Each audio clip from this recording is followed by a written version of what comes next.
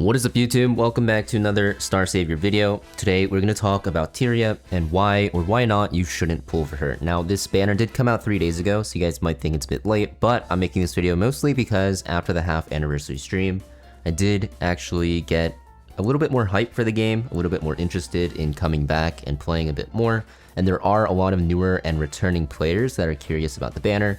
So we're going to talk about both her banner and also her Arcana, and why you might or might not want to pull for them. But before we do that, as you guys know, I do have to drop a sponsor because I don't really make too much money off of YouTube revenue, so sponsors are the way to go.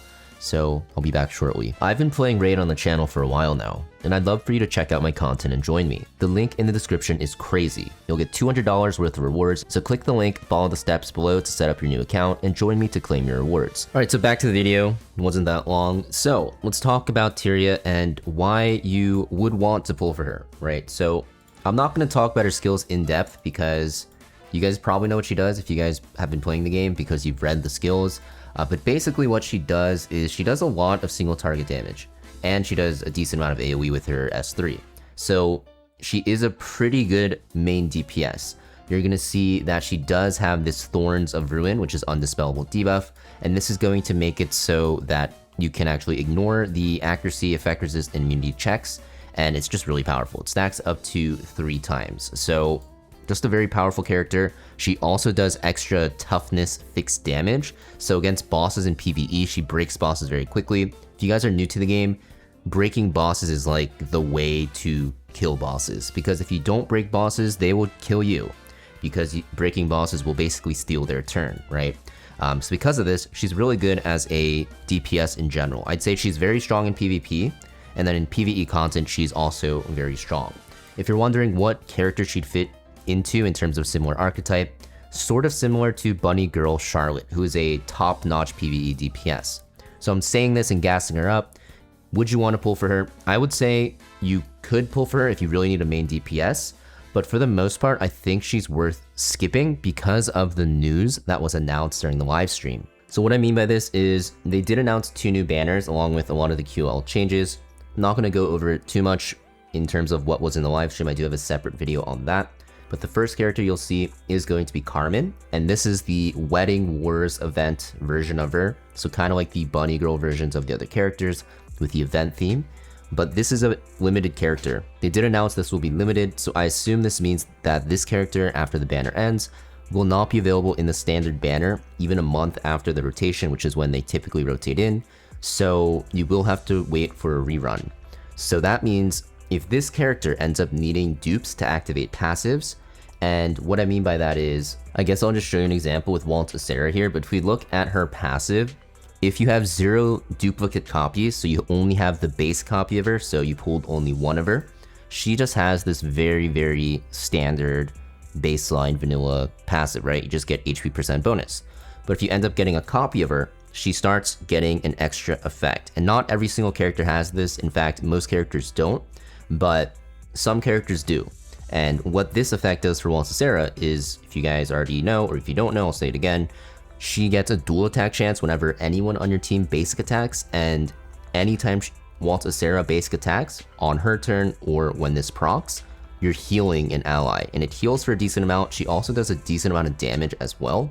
So there are characters that need duplicates to activate their passive.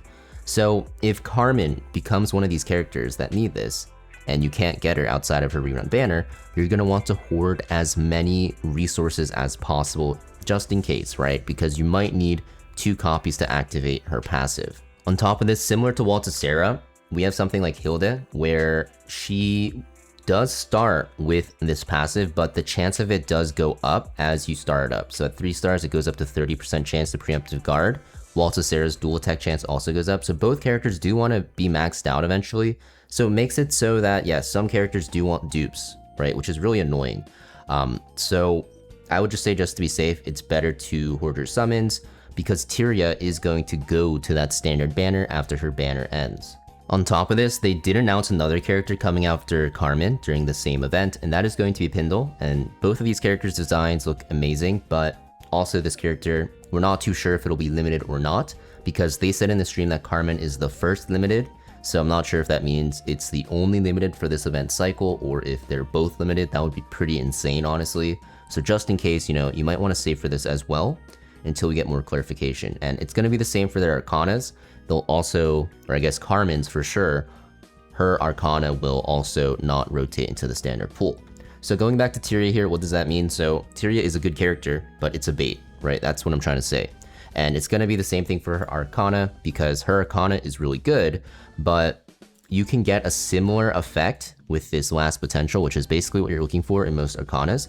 This is exactly the same as Lacey's, but you end up just getting better journey effects. So because of this, I would say that even her Arcana is a skip, because we already have an Arcana that does something similar in the game, and that one is already available in the standard pool, right? So if I go to rates here, you'll see that Lacey's Arcana, if we scroll down, you'll find it no pain, no gain. This is already available, and in a month, you will have both Tyria's banner for her character and her Arcana also available in the standard pools.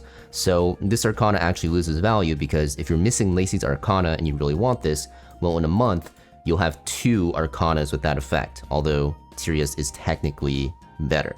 So that's what I wanted to say. Also on top of this, we do have the Bunny Girl Claire banner. Now, this banner I think is a skip as well, which I've talked about, but the thing is, they are rerunning all of the Bunny banners. So currently we had Bunny Girl Claire and also Scarlet, 2 not as good ones. But now what we're gonna end up getting is Bunny Girl Acera, right? And we're also going to get Bunny Girl Frey, which I actually don't have on my account still, which is absolutely crazy.